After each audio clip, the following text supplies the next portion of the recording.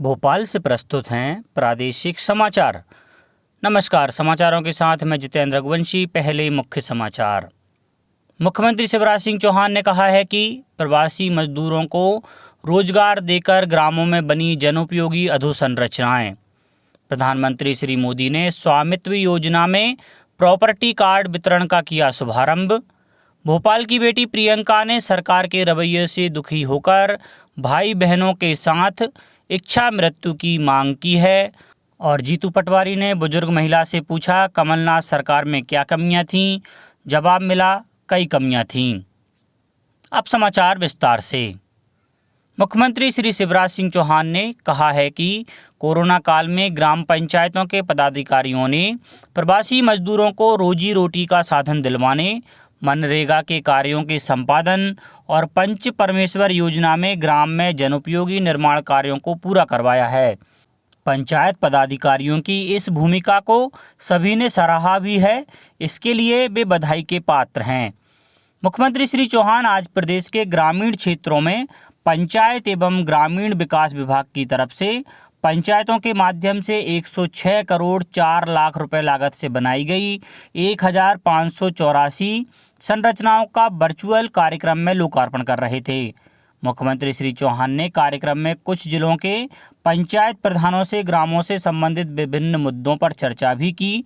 कार्यक्रम में प्रदेश के जिलों में उपस्थित जनप्रतिनिधियों के अलावा भोपाल के मिंटो हॉल स्टूडियो में पंचायत एवं ग्रामीण विकास विभाग के अपर मुख्य सचिव श्री मनोज श्रीवास्तव भी मौजूद थे।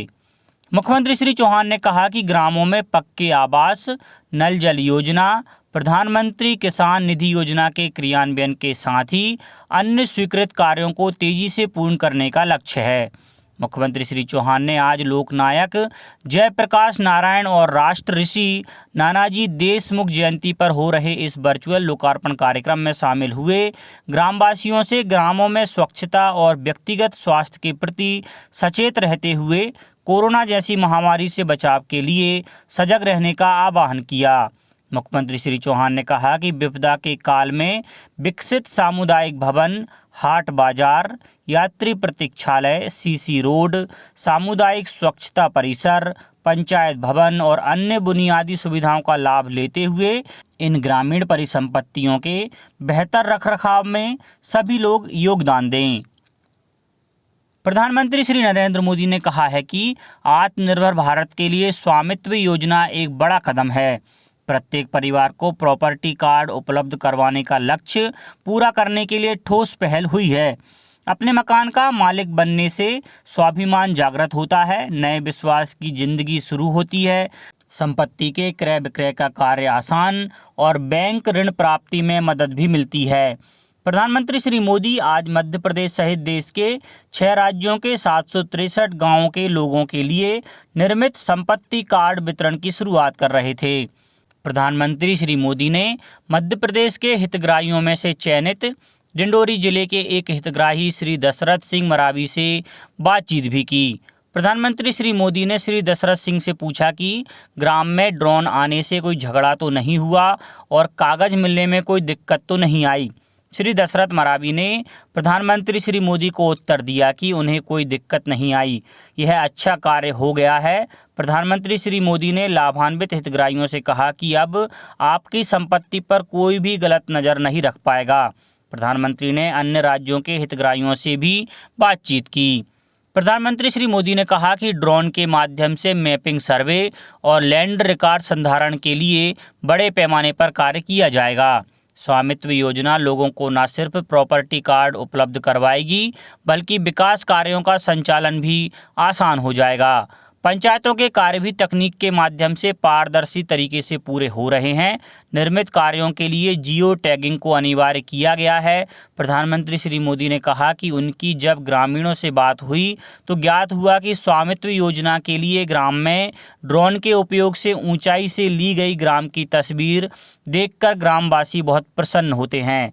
उनमें गांव के प्रति प्रेम बढ़ जाता है। स्वामित्व योजना संपत्ति का रिकॉर्ड बन जाने से आत्मविश्वास को बढ़ाने और विवादों को समाप्त करने में भी बहुत उपयोगी है। योजना में 1.25 करोड़ व्यक्तियों ने पंजीयन करवाया है। निश्चित ही यह योजना ग्रामों में ऐतिहासिक परिवर्तन लाएगी। प्रधानमंत्री श्री मोदी ने केंद्रीय पंचायत राज, ग्रामीण विकास और कृषि मंत्री श्री नरेंद्र सिंह तोमर एवं उनके मंत्रालय को इस महत्वपूर्ण योजना की शुरुआत के लिए बधाई दी। प्रारंभ में केंद्रीय मंत्री श्री तोमर ने स्वागत उद्बोधन दिया।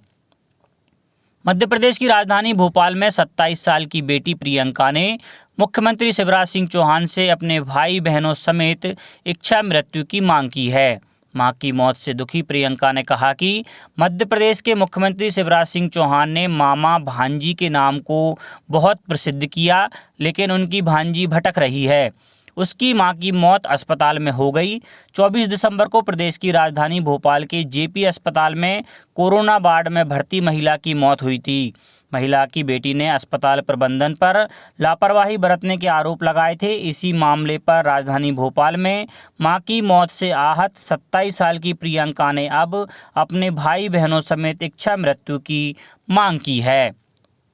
मध्य प्रदेश में 28 सीटों पर उपचुनाव होने हैं। इसको लेकर सरगर्मी तेज हो गई है।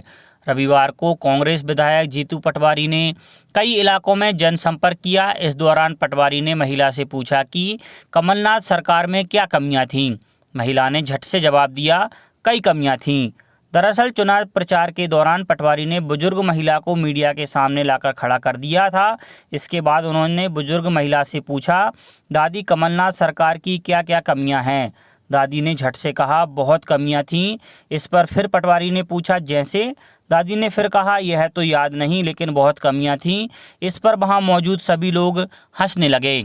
इस दौरान कांग्रेस विधायक जीतू पटवारी ने तुलसी सिलावट पर निशाना साधा। पटवारी ने तुलसी सिलावट को लेकर भी दादी से सवाल पूछा कि वह तो बीच में ही बिक गए, चुनाव तो 5 साल का हुआ था। इस पर दादी ने कहा, काम करोगे तो लोग पूछेंगे, नहीं तो कौन पूछेगा। वहीं मौजूद एक अन्य महिला ने कहा कि वोट सोच समझकर देना चाहिए। महिला ने कहा कि जनता सब जानती है, हमारा वोट 1 दिन, महीने या 1 साल का नहीं, 5 साल का है। हमें एक ऐसे नेता की ज़रूरत है जो हमारे प्रदेश को अच्छा बनाए रखे। प्रदेश में अब तक 1,46,800 से अधिक कोरोना के मामले सामने आ चुके हैं। इनमें से 1,29,000 से अधिक लोगों की अस्पतालों से छुट्टी हो चुकी है। वहीं 2,624 की मृत्यु हुई है। प्रदेश में कोरोना के 15,000 से अधिक सक्रिय मामले दर्ज किए गए हैं। अशोकनगर जिले में आज 4 नए कोरोना संक्रमित मिले। यहां कुल संक्रमितों की संख्या 530 हो गई है। होशंगाबाद जिले में आज 22, सीधी जिले में 11 नए कोरोना संक्रमित मिले हैं। वहीं टीकमगढ़ जिले में कोरोना संक्रमितों की संख्या में लगातार कमी हो रही है। पिछले 24 घंटों में कोरोना के 4 नए मामले सामने आए, जबकि 20 मरीज स्वस्थ होकर अस्पताल से घर लौटे। शहडोल जिले में बीते 24 घंटे में कोरोना के 13 नए केस मिले हैं। अब तक 1,961 मरीज स्वस्थ हुए हैं। छिंदवाड़ा में कोरोना वायरस के 4 मरीजों की मृत्यु हो गई। रायसेन जिले में 47 नए मरीज मिले हैं। जिले में संक्रमितों की संख्या 1,557 हो गई है। देवास जिले में आज 12 नए कोरोना मरीज मिले। वहीं आज 28 मरीजों के स्वस्थ होने पर उन्हें अस्पताल से छुट्टी दे दी गई। अब बात मौसम की। बंगाल की खाड़ी में बने अवदाब के असर से पूर्वी मध्य प्रदेश में बरसात हो रही है।